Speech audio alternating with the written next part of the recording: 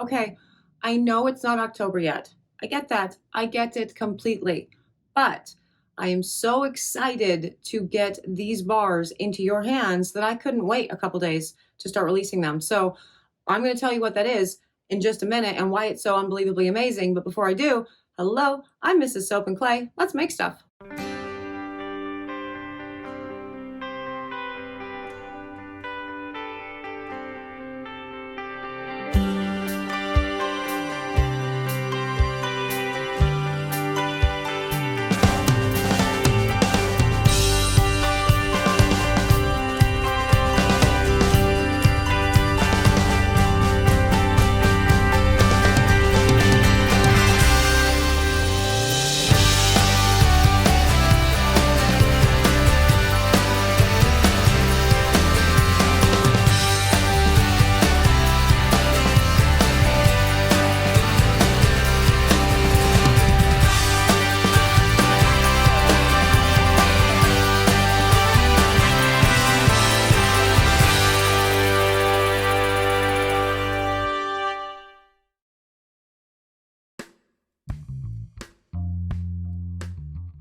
How's it going, Sudsers? Welcome back to the channel. You are at Soap and Clay, where we make all the soapy things, and today we are making the witchy things, which is awesome. So it is day one of 3 days, plus a couple of, we're just gonna start with 3 days for now. Day one of 3 days of 3 brand new soaps that are themed after the Sanderson sisters from Hocus Pocus. I know, I'm very excited for this.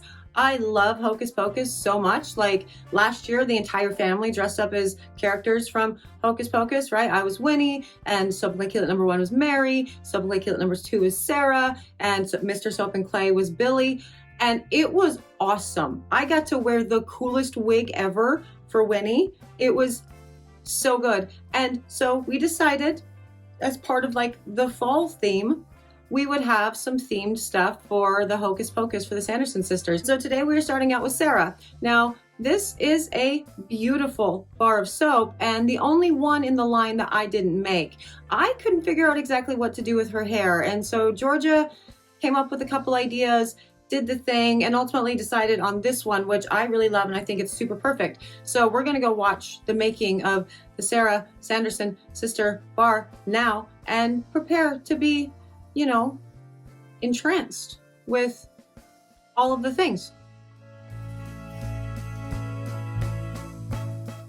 The Sarah Sanderson bar. Yeah, so if you had tuned in a few days ago, right, and seen the Sleeping Beauty video, you would have heard me dropping some little breadcrumbs on the soap that Georgia set out to make that didn't end up being the soap she set out to make, but ended up being the Sarah or the Sleeping Beauty soap. And this is that soap. When she made Sleeping Beauty, she was thinking the whole time Sarah Sanderson. Now, so that means that the love spell totally worked for that, right? Like it totally worked because, you know, witches and spells and all of the things, very big part of Hocus Pocus. It's like a main focus, really. Main focus of Hocus Pocus. Wow, that. And so it all worked, but when she cut it and there was the rose in there and the colors were very pastel and it was not going to work as Sarah. Like she cut into it and went, this isn't right. And I looked over at it and went, but it's Sleeping Beauty. Like it's perfect for Sleeping Beauty. That's a freaking rose. And so it became Sleeping Beauty, which means she had to do Sarah Sanderson again, really. And oh God. Okay. So she changed the scent for the bar. So it is no longer the love spell dupe.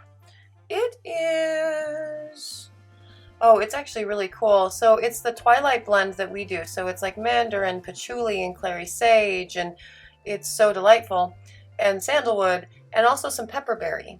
So it's very witchy smelling. It's very much, you are in the woods on All Hallows Eve doing your spell casting and the things. And she is having quite the time with keeping this red contained right now, and that may be a sign of things to come, really.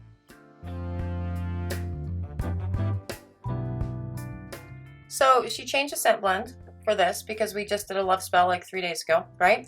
And she changed the colors, and so we're going much darker and spookier and more bold with the colors for Sarah, which is, you know, good, awesome, because it ended up being very pastel-y.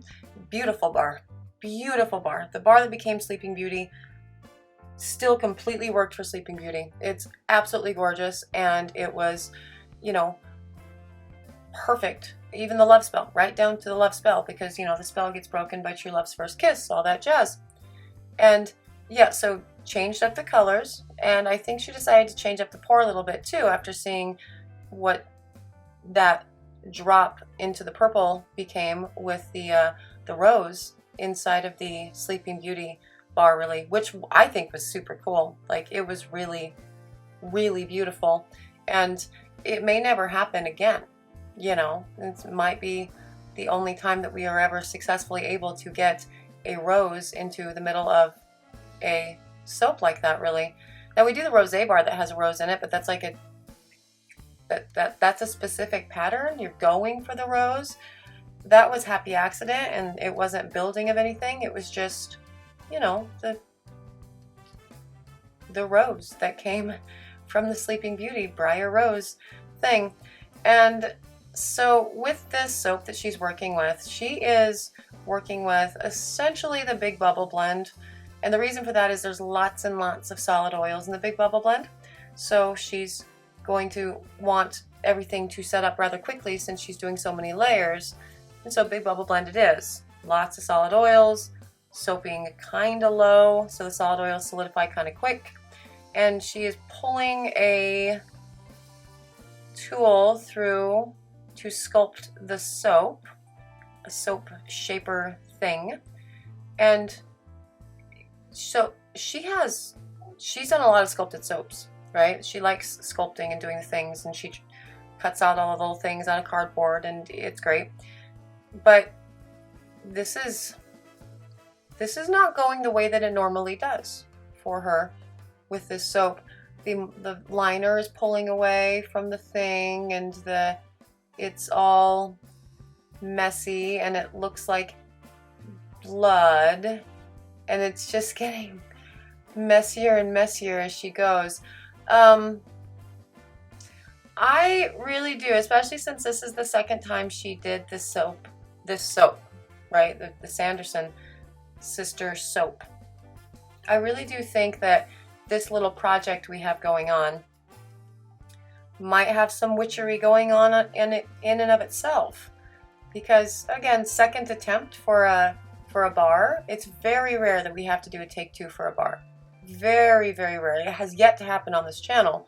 I mean, with the exception of the dumpster, the soap fail thing with all the beer soap and separation and ricing and all that.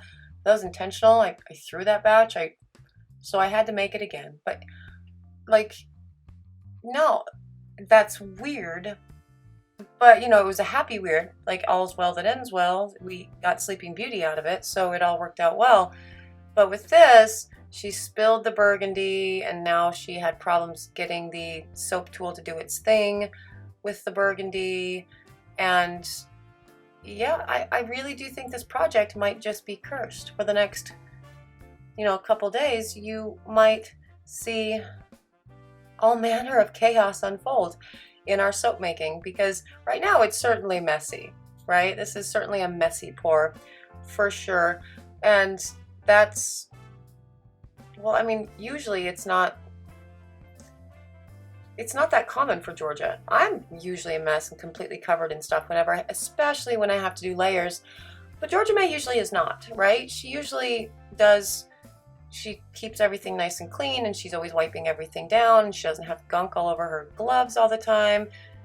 But, you know, it's messy today. So I am going to blame the subject matter, really. And it's all part of the theme, that it's going to be It's going to have its gremlins. It's going to, yep. But this second layer with this purple, I like this purple a whole lot more than the first purple that she did. It's much darker, and that was smart, actually putting the rest of the red that she took out of the bottom layer into the purple, because it created this very gorgeous plum. I love that so much. That's a very delightful color. And that will then need to set up for a little bit for her to then put the next layer on.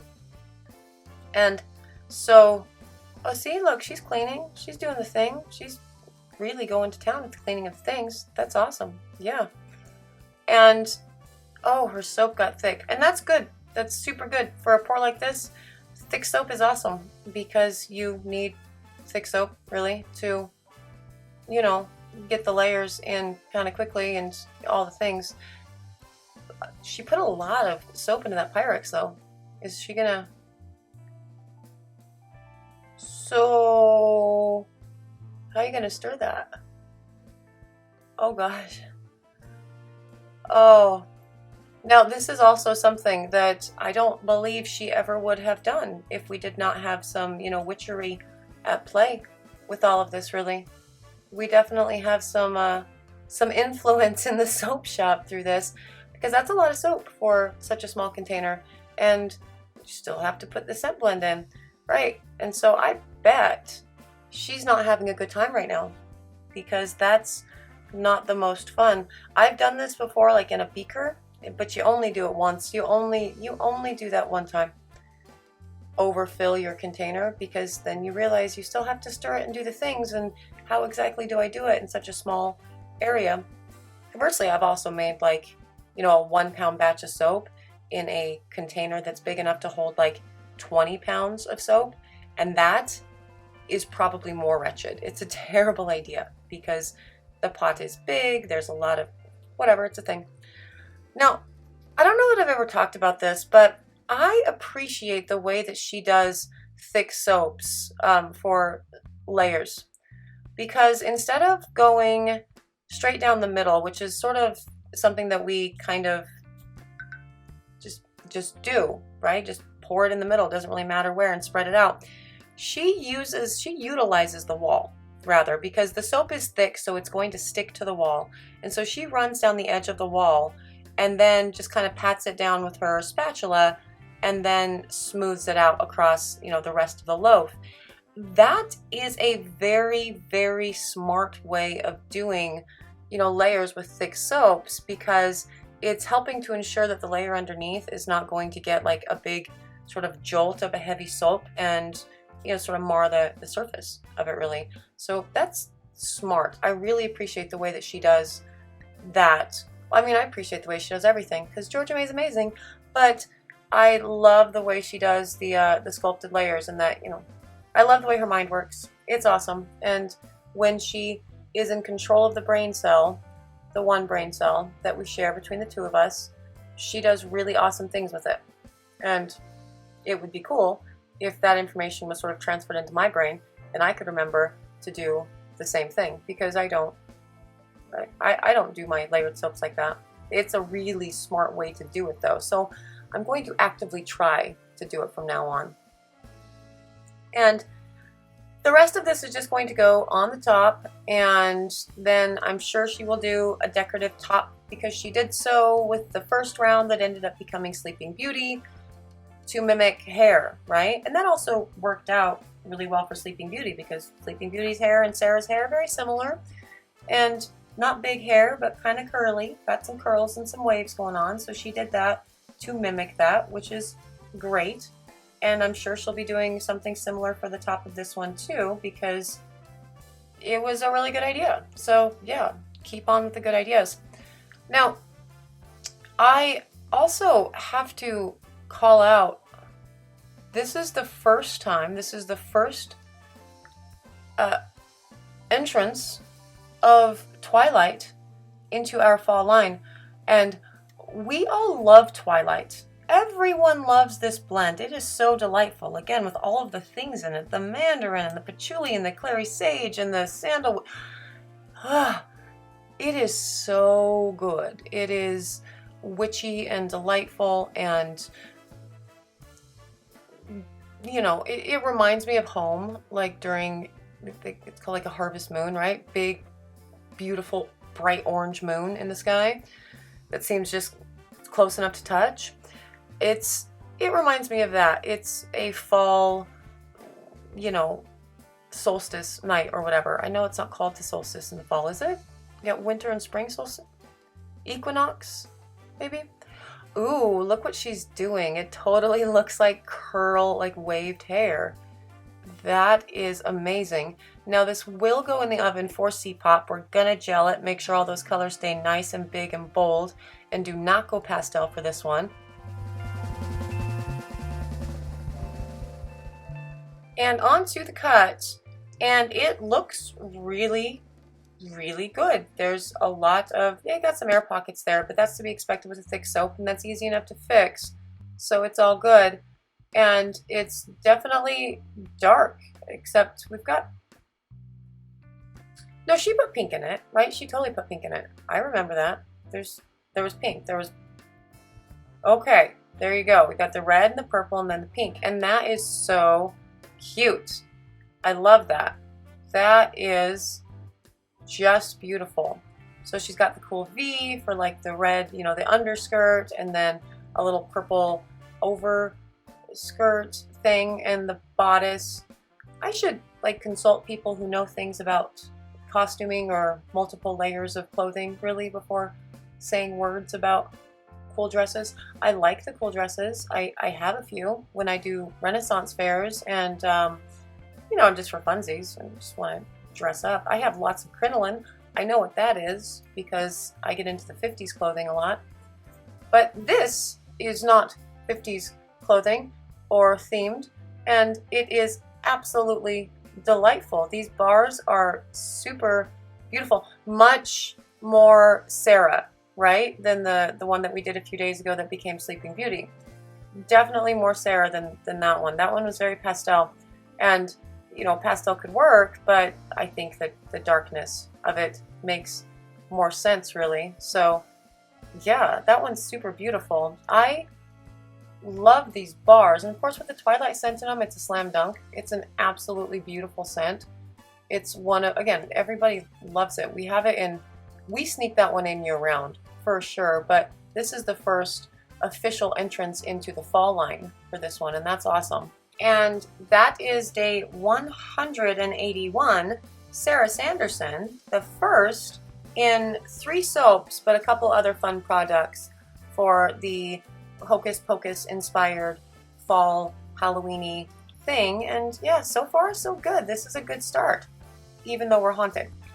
Day 181, Sarah Sanderson, and it is just perfect across the board.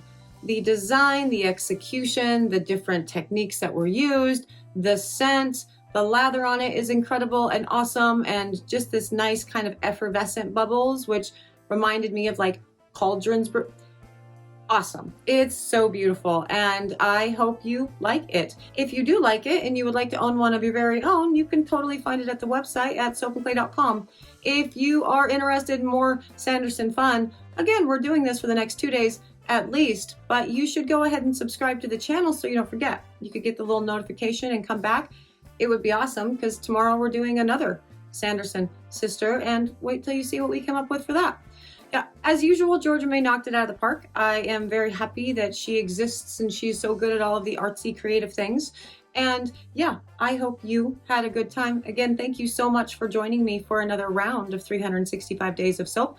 I am out of here for today, and we'll see you tomorrow for the next installation in the Sanderson sister soaps. Bye.